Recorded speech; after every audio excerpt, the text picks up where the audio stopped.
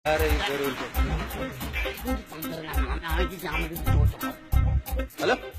ആരാ? പ്രൊഫസ്റ്റീവല്ലേ? അതെ. വരാൻ പറഞ്ഞു ഇങ്ങോട്ടേ. ആര്? അവാർഡ് ഉണ്ടെന്ന് പറഞ്ഞു. അവാർഡോ? എനിക്കൊരു അവാർഡ്. ആർക്ക് അവാർഡ്? തലക്ക് സുഖമില്ലാത്ത ആൾക്കാർക്ക് അവാർഡ് കൊടുക്കുന്നുണ്ട് പറഞ്ഞു ഇവിടെ. തലക്ക് സുഖമില്ലാത്തവർക്ക് അവാർഡ്? തലക്ക് സുഖമില്ലാത്ത ആൾക്കാർക്ക് ആരാ പറഞ്ഞു? ഇവിടുന്ന് അവാർഡ് കൊടുക്കുന്നുണ്ട് പറഞ്ഞു. ആര് പറഞ്ഞു? എന്തോ ഒരു പഠിത്ത് വിളിച്ചിട്ടുണ്ടോ? സ്വരാജിന്റെ പേരിൽ വല്ല അവാർഡ് ഏർപ്പെടുത്തിയുണ്ടോ?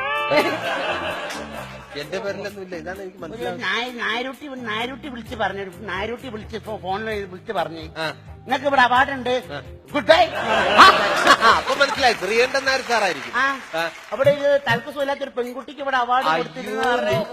ചേട്ടാ, അത് 3 മണി എന്ന് പറഞ്ഞൊരു സീരിയലുണ്ട്. കുട്ടി അതിനകത്ത് ഇച്ചിരി തലയ്ക്ക് സ്ഥിരമില്ലാതായിട്ട് അഭിനയിക്കുവാണ്. ആ അഭിനയത്തിനാണ് നമ്മൾ അവാർഡ് കൊടുത്തത്. ശരിക്കും അതിന് കുഴപ്പമൊന്നുമില്ല. അഭിനയിച്ചാണ് നിങ്ങൾ കൊടുത്തത്. നിങ്ങൾ അഭിനയിച്ചാണ് കൊടുക്കേണ്ടത്. പിന്നെ ഒറിജിനൽ ആൾക്കാർക്കല്ല കൊടുക്കേണ്ടത്. ശരിക്കും തകരാറുള്ളവർക്ക്. ഇവിടെ അഭിനയത്തിനാണ് വില.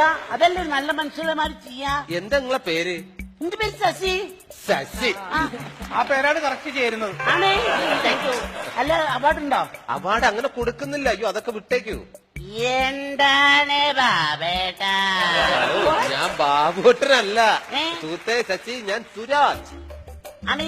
ഞാൻ എന്റെ എല്ലാരും ബാബേട്ടാന്നാ വിളിക്കാം. ആണോ? ഞാൻ എന്റെ അമ്മനെയൊക്കെ ബാബേട്ടാന്നാണല്ലോ വിളിക്കല്. ചെറിയോ കാലായിട്ട് കൂടി തന്നെയാണ് കേട്ടോ. ഇത് ഷോക്ക് അടിച്ചാൽ മതി. ഇത് ഷോക്ക് വെച്ചാൽ അല്ല, ഷോക്ക് അടിച്ചാൽ മതി. ഷോക്ക് അടിപ്പിച്ചില്ലല്ലോ. ആണോ? എന്നിട്ട് മാറിയില്ല. എന്നിട്ട് അവിടുത്തെ ഫീസ് അടിച്ചതാ. ഓ, ശരിക്കും ട്രാൻസ്ഫോമർ അടിച്ചു പോവേണ്ടതാ നിങ്ങളുടെ ഈ ഷേപ്പ് വെച്ചിട്ട്. ശരിക്കും എത്ര കാലമായി ഈ ഇത് തുടങ്ങിയിട്ട്? എന്ത് ഇത് സംഭവം സുഖമൊന്നുമില്ല കേട്ടോ. ഞാൻ ഭയങ്കര ബുദ്ധിപരമായിട്ട് കാര്യങ്ങൾ കറക്റ്റ് ചിന്തിക്കേണ്ട ആളാണ് ഞാൻ. ഇങ്ങനെയുള്ളവരൊക്കെ അങ്ങനെ പറയുള്ളൂ. ആര്? ഈ ഇങ്ങനെയുള്ള സുഖമില്ലായ്മ അല്ലെങ്കിൽ നല്ല സുഖമുള്ള ആൾക്കാരുണ്ടല്ലോ, ബോധമുള്ള ആൾക്കാർ, അവരിങ്ങനെ പറയും. അല്ലേ? കൂട്ടുകൈ പൊളിച്ചാഞ്ഞ് ഗുളിക കഴിക്കുന്നില്ല ഇപ്പൊ. എന്ത് കാര്യത്തിനും മോനെ എനിക്ക് ഒരു തകരാറില്ലല്ലോ. ഇത് നാട്ടുകാർ പറഞ്ഞുണ്ടാക്കുന്നതാണ്. ഇത് തന്നെ സാരം ചേട്ടനും പറയണത്. ആ ഗുളിക എടുത്ത് അങ്ങനെ കൊടുക്ക്, ഞാൻ കഴിക്കണം. നിങ്ങളെല്ലാരും ഈ ഗുളിക കൈ പിടിച്ചിറക്കാൻ എല്ലാവർക്കും കഴിച്ചുവിടുന്നാല്. ശരിയാ, അങ്ങ് അറ്റത്ത് തൊട്ട് തുടങ്ങ്.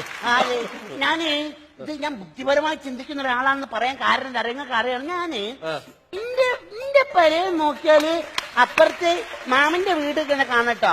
വലിയ വീടാണ് നമ്മള്. മാമന്റെ വീട് ആ വീടിന്റെ അകത്തായിരുന്ന കിടന്നത്. അല്ല, ഞാൻ പുറത്തുനിന്ന് നോക്കും. എന്റെ വീട്ടിൽ നിന്ന് മാമന്റെ വീട്ടിൽ നോക്കിക്കോളൂ. അങ്ങോട്ട് മാമനെ അടുപ്പിക്കൂല. എന്തൊരു സ്വഭാവം മാമന്. അങ്ങോട്ട് തൊടി കയറിയ കയ്യും കാലും കൊത്തിക്കാന്ന് എനിക്കറിയില്ല. അപ്പൊ മാമന്റെ വീട്ടിൽ ഞങ്ങൾ പാവപ്പെട്ടവരാണ്. ഞങ്ങൾ മാമന്റെ വീട്ടിൽ നോക്കിക്കുമ്പോ മാമന്റെ വീട് ഇങ്ങനെ കാണുമ്പോ എനിക്ക് ദേഷ്യം പിടിച്ചിട്ടാ. ഞാൻ തിരക്കല്. ഇല്ലല്ല, മാമന്റെ വീട് ഇങ്ങനെ കാണുമ്പോ എനിക്ക് തോന്നി മാമന്റെ വീടിന് തീയിട്ടാലോന്ന് തോന്നി. എന്നിട്ട് ഞാന് റേഷൻ ഷോപ്പിൽ പോയിട്ട് മണ്ണെണ്ണ വാങ്ങിയിട്ട് ഇവരെല്ലാം ആരുമില്ലാത്ത സമയം നോക്കി മാമന്റെ വീടിന്റെ മേലെ കൂടെ പോയിട്ട് തീയിട്ടാക്കി. എന്റെ ദൈവം ചിരിക്കണ അടിച്ചാലേ കത്തിച്ച്. അവരുടെ നാട്ടിൽ ഇങ്ങനെ കത്തിച്ച് കഴിയുമ്പോ ഇങ്ങനെ കാണിക്കും. അത് ശരി. എന്നിട്ട് ആരും കണ്ടില്ല? ആരും കണ്ടില്ല. ഞാനും കാണാൻ ഞാൻ ഇന്നിട്ട് കവലയിൽ ഇങ്ങനെ റോട്ടമിൽ ഇങ്ങനെ പോയി നിൽക്കുക. അവിടെ അമ്മാവന്റെ അമ്മന്റെ വീട് ഇങ്ങനെ കത്തലോട് കത്തല്. ഞാനിങ്ങനെ കവലയിൽ ഇങ്ങനെ പോയി ഇങ്ങനെ ഒറ്റയ്ക്ക് നിൽക്കാണ്. അപ്പൊ എനിക്കൊരു വിഷമം. എന്താണ്? ഞാൻ വിചാരിച്ച് എന്റെ അമ്മന്റെ ഒരു ആങ്ങളെന്റെ വീടല്ലേ കത്തണത്. ഒറ്റ അമ്മട അയ്യോ പാവം തോന്നുമ്പോ കത്തല്ലേ. അപ്പൊ ഞാനൊരു ഐഡിയ അങ്ങോട്ട് പ്രയോഗിച്ച് കെടുത്തുന്നവര് കെടുത്തിക്കോട്ടെ വിചാരിച്ച് ഞാനൊരു ഐഡിയ പറഞ്ഞു. മണത്ത് എന്റെ മാമന്റെ പുരകത്ത് സീസൺ മണാണല്ലോ വരുന്നേന്നാണ് പറഞ്ഞാൽ. നിങ്ങൾക്ക് അസുഖമില്ല എനിക്ക് ഉറപ്പായി. എന്നിട്ട് നാട്ടുകാരൊക്കെ പാടെ പിടിച്ച് കെട്ടിട്ടിട്ട് പ്രാന്ത മാമന്റെ വീട് കത്തിച്ചോനെന്നൊക്കെ പറഞ്ഞ് എല്ലാരും കൂടെ. കെട്ടല്ല ചെയ്യണ്ടോ? ഇതൊക്കെ ആരൊക്കെയാണ്? ഇതൊക്കെ ആരാന്ന് മനസ്സിലായില്ലേ? ഇത് ബിജുവിന്റെ ആൾക്കാരാണ്.